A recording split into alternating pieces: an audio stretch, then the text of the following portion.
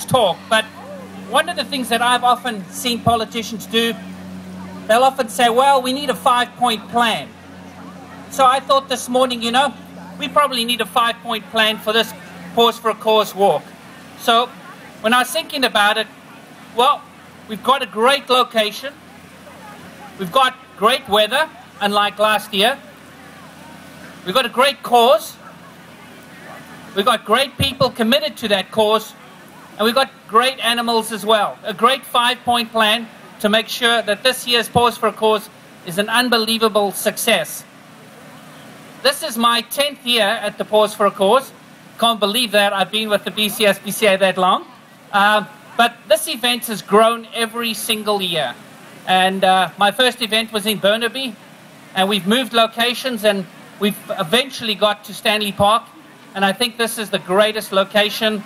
And I think that it's going to help us to raise lots of money and much needed funds for the work of the SPCA.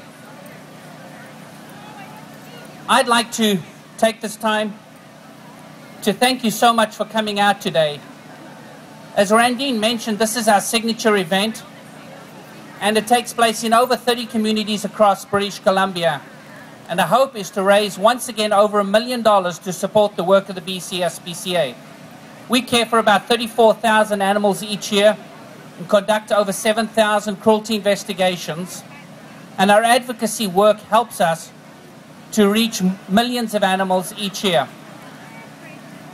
You're here to help us raise those much needed funds.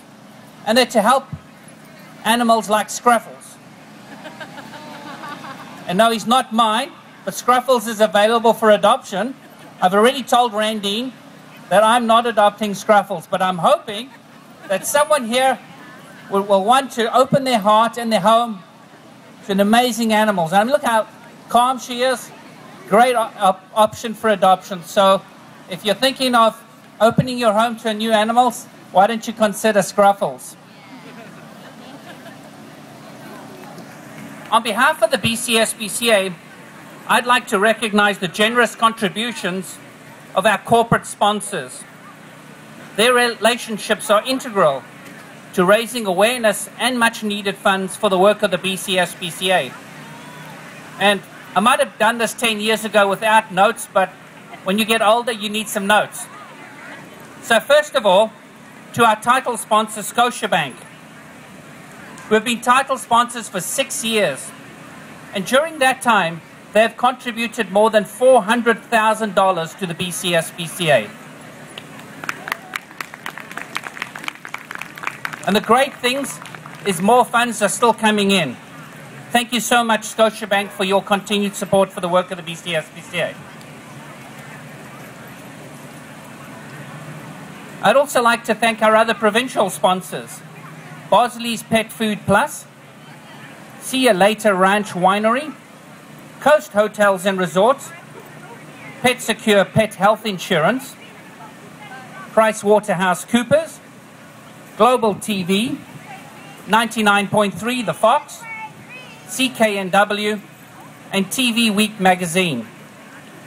In addition, I'd also like to recognize the continued support of our gold level Vancouver sponsors, 24 Hours Vancouver, Branch McMaster LLP, and Until We Meet Again.